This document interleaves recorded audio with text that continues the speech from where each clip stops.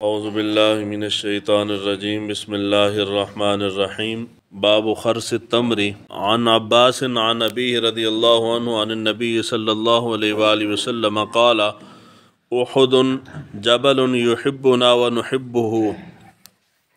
حضرت عباس رضی اللہ تعالیٰ عنہ روایت کرتے ہیں حضور صلی اللہ علیہ وآلہ وسلم نے ارشاد فرمایا احد ایک پہاڑ ہے، یہ مجھ سے محبت کرتا ہے اور میں اس سے محبت کرتا ہوں۔ اس باب کی پہلی حدیث مبارکہ جو کہ تفصیل کے ساتھ ہے، حضرت عباس، اس سے مراد حضور صلی اللہ علیہ وآلہ وسلم کے چچا نہیں ہیں، یہ اور عباس ہیں۔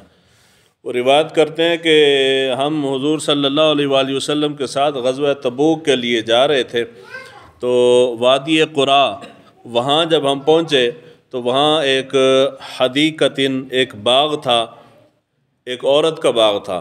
حضور صلی اللہ علیہ وآلہ وسلم وہاں رکے، حضور نے صحابہ کو کہا کہ اندازہ لگاؤ، اخرسو، اندازہ لگاؤ، مراد کیا ہے کہ اس کا اندازہ لگاؤ کتنا پھل اس میں سے نکلے گا۔ پھر حضور صلی اللہ علیہ وآلہ وسلم نے حضور نے اندازہ لگایا تو حضور نے فرمایا کہ تقریباً 10,000 kg اس سے پھل اترے گا، یعنی کھجوریں اتنی اتریں گی۔ تو صحابی کہتے ہیں پھر ہم چلے گئے، جب حضور نے اس عورت کو کہا جس کا باغ تھا، حضور نے کہا کہ جب تم پھل اتارو تو اس کی پیمائش کر لینا، یعنی جانچ لینا کہ کتنا پھل ہے۔ جب ہم تبوک میں پہنچے تو حضور صلی اللہ علیہ وآلہ وسلم نے فرمایا کہ آج رات بہت شدید آندھی آئے گی، تو تم میں سے ہر بندہ جو ہے وہ کوئی بھی بندہ کھڑا نہ ہو اور اپنے اپنے اونٹوں کو باندھ لو، سامان محفوظ کر لو۔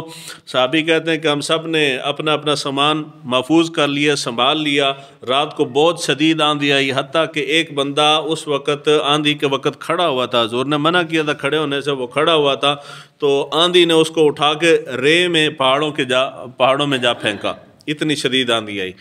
تو صحابی کہتے ہیں جب ہم وہاں سے واپس آئے تو اس باغ کے پاس پہنچے تو حضور صلی اللہ علیہ وآلہ وسلم نے، حضور رکے اور عورت سے پوچھا کہ کتنا پھل ہوا ہے، تو اس عورت نے بتایا کہ واقعی 10,000 kg پھل اترا ہے، یعنی جتنا حضور نے اندازہ لگایا تھا اتنا ہی پھل اترا ہے۔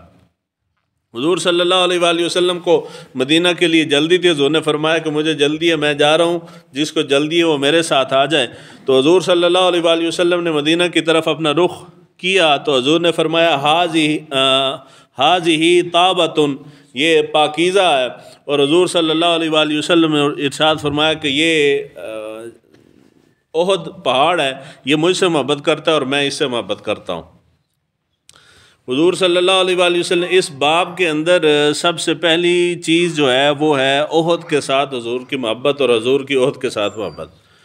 بعض نے اس کا حقیقی معنی مراد نہیں لیا، بعض کہتے ہیں جی اس سے مراد وہ پہاڑ نہیں ہے، بلکہ اس سے مراد یہ ہے کہ احد اور اس کے ارد گرد جتنے لوگ رہتے تھے، اس سے مراد حضور کی یہ تھی کہ جو اس کے ارد گرد لوگ رہتے ہیں وہ مجھ سے محبت کرتے ہیں اور میں اس سے محبت کرتا ہوں۔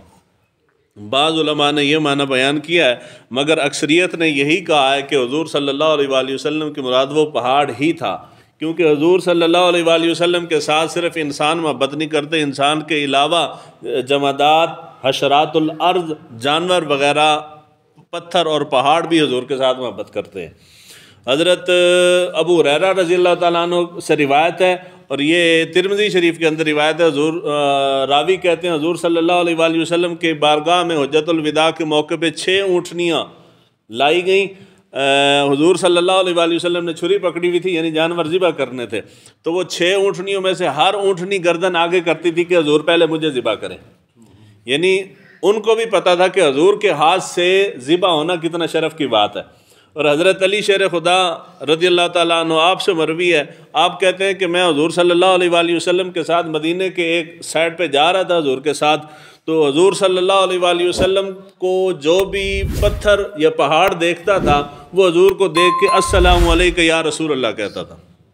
ترمذی شریف کی روایت ہے، صحیح روایت ہے، یعنی اس کا مطلب یہ ہے کہ پہاڑ، حشرات الارض، ہر چیز حضور صلی اللہ علیہ وآلہ وسلم کے کو جانتی ہے اور حضور کی معرفت رکھتی ہے۔ اور اس کے علاوہ حدیث مبارکہ بخاری شریف کے اندر آگے آئے گی، حضور صلی اللہ علیہ وآلہ وسلم نے ارشاد فرمایا میں مکہ کے اندر اس پتھر کو جانتا ہوں کہ میری بعثت سے پہلے جب میں اس کے پاس سے گزرتا تھا تو وہ مجھے سلام کرتا تھا، یعنی ایک پتھر تھا، حضور نے بھی اعلان نبوت نہیں کیا تھا، وہ اس وقت بھی اس کو معلوم تھا کہ یہ اللہ کے نبی ہیں۔ اس کا مطلب یہ ہے کہ حضور صلی اللہ علیہ وآلہ وسلم 40 برس کی عمر میں نبی نہیں ہوئے، نبی آپ پہلے سے تھے، اعلان آپ نے 40 برس کی عمر میں کیا۔ تو پتھروں کا حضور کے ساتھ محبت کرنا یہ کثیر احادیث مبارکہ سے ثابت ہے۔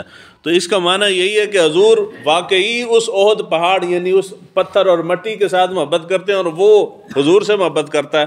اور اس کے اوپر آخری حدیث مبارکہ یہ بھی بخاری کی ہے جو مشہور ہے، حضور صلی اللہ علیہ وآلہ وسلم اس پہاڑی کے اوپر چڑھے تو وہ پہاڑی حضور صلی اللہ علیہ وآلہ وسلم کی نسبت کی وجہ سے، حضور کا ساتھ ملنے کی وجہ سے تو وہ ذرا وجد میں آئی، ہلی، تو حضور صلی اللہ علیہ وآلہ وسلم نے ارشاد فرمایا کہ رک جا، برقرار رہ کہ تیرے اوپر ایک نبی، ایک صدیق اور 2 شہید ہیں۔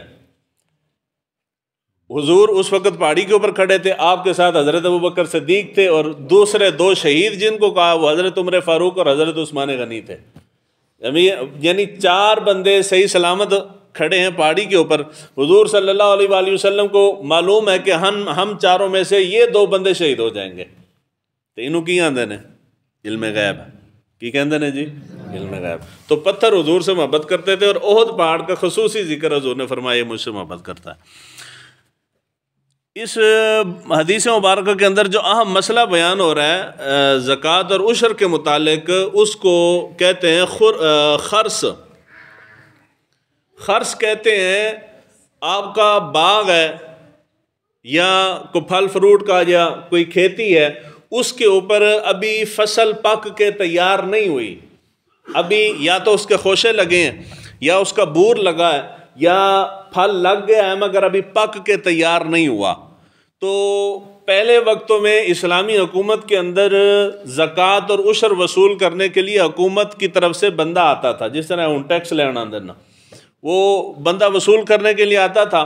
اب میری فصل ہے وہ ابھی پک کے تیار نہیں ہوئی، ابھی فصل کچی ہے، تو وہ کھڑا ہو کے اندازہ لگاتا تھا کہ جی اس کی فصل جب پک جائے گی تو اندازاً تقریباً اس میں سے جی 100 من پھل اترے گا، اندازہ جی اس کا اس باغ سے 100 من پھل اتر آئے گا۔